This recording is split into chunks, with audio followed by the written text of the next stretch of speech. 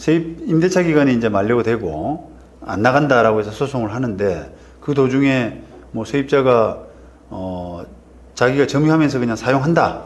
예를 들면 장사를 한다. 또는 주거 생활을 한다라고 하게 되면은 돈을 당연히 내야 되잖아요. 그죠? 돈을 당연히 내야 되고 상식적으로도 그렇고 이론적으로도 당연히 그렇습니다. 근데 이제 그 액수를 뭐 기존에 차임 내던 걸 그대로 내느냐 아니면 더 높게 내느냐 낮게 내느냐 이런 차이는 있을 수는 있죠. 그런데 문제는 점유는 하는데요. 점유는 하는데 사용 수익하지 않은 경우도 간혹 생겨요.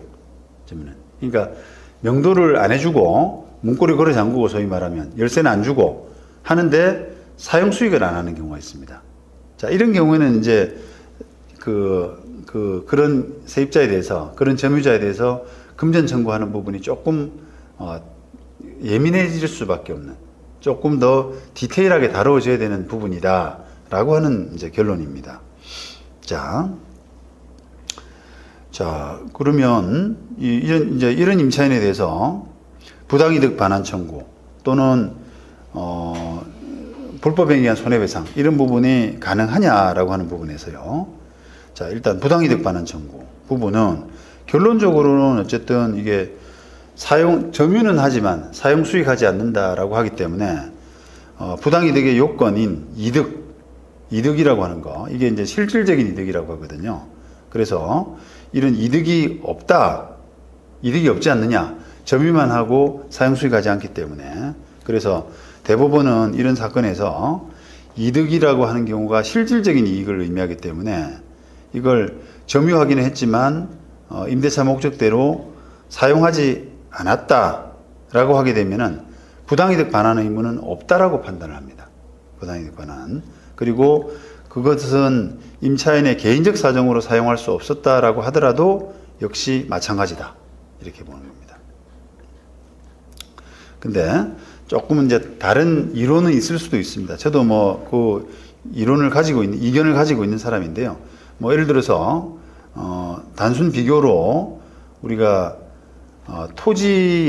내 토지에 다른 사람이 무단으로 건물을 가지고 있다라고 하면은 그 사람이 그 건물주에 대해서 부당이득 반환 청구를 할 수 있거든요. 그런데 그 건물주가 그 건물을 실제로 쓰거나 안 쓰거나 관계없이 그 건물이 토지에 존치하고 있는 그 상태 자체가 이제 부당이득이라고 봐서 인정을 해주고 있는 그런 결론하고도 조금 매치가 안 될 수 있어서 달리 판단될 부분이 있지 않은가라고 생각을 하는데요. 그건 어쨌든 이제 사견이고 개인적인 견해고 지금 대법원 판례에 따르면은 점유하지만 사용 수익하지 않은 이런 경우에는 부당이득 반환인 인정하지 않고 있습니다. 그래서 그 부분을 좀 주의하셔야 되고요.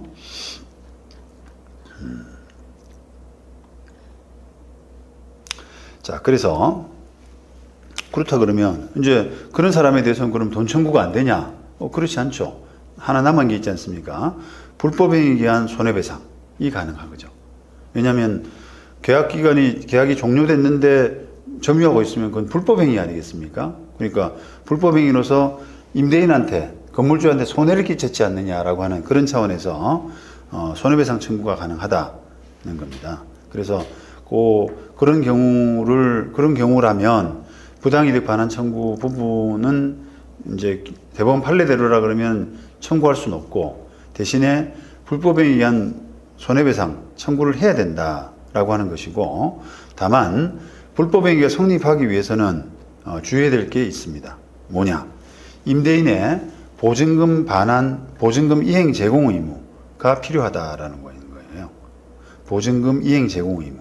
자, 이게 뭐냐라고 하게 되면 우리가 임대차 관계가 종료됐다라고 하면은 이제 그 세입자는 명도해야 되고 그죠? 점유를 넘겨줘야 되고 임대인한테. 임대인은 남은 보증금이 있다 그러면 반환해야 되는 그런 구조잖아요. 그래서 그 둘의 두 의무의 관계는 동시행 관계에 있다라고 얘기를 하거든요. 동시행 관계에 있다라고 얘기를 하는데 남은 보증금이 있다 그러면은 임대인은 보증금을 돌려줘야 되기 때문에 그 임차인의 행위가 불법 행위가 되려면 이행 제공을 해야 됩니다. 남은 자녀 보증금의 이행 돌려주는 반환 부분을 이행 제공을 해야지 불법 행위가 되는 것이고, 남은 보증금이 있는데도 불구하고 이행 제공을 하지 않는다라고 하면은 그 점유는 불법이라고 할 수는 없습니다. 이론적으로.